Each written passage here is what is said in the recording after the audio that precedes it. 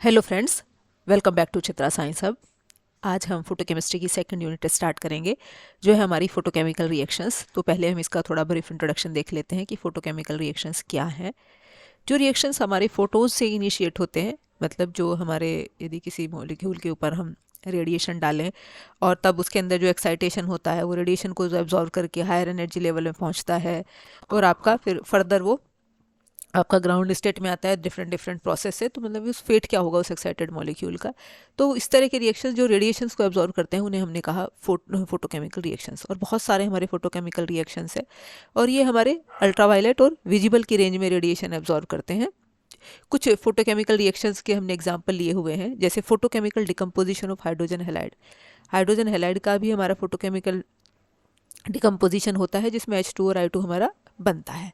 इसी तरह से है photochemical decomposition of ammonia. Ammonia का डिकम्पोजिशन हो जाता है H2 और आपका N2 के अंदर।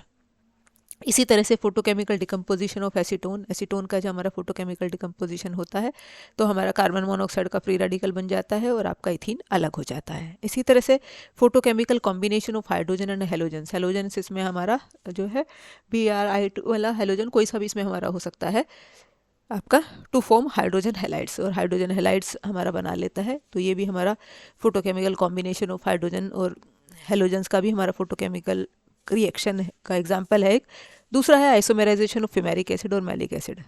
जो है दी फोटोन्स हम इंसिडेंट कर दें फिमेरिक एसिड या मैलिक एसिड में तो एक दूसरे में इंटरकन्वर्टेबल होते हैं। फिमेरिक मैलिक में हो जाएगा, मैलिक फ्यूमेरिक में हो जाएगा। तो ये आइसोमेराइजेशन रिएक्शन भी हमारा फोटोकेमिकल रिएक्शन का ही एक एग्जाम्पल है।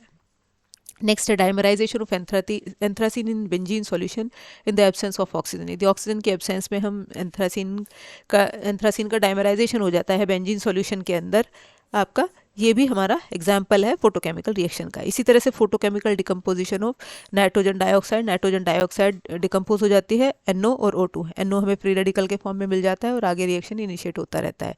इसी तरह से photochemical decomposition of sulphur trioxide. Sulphur trioxide का भी फोटोकेमिकल डिकम्पोजिशन हो जाता है SO2 और O2 में।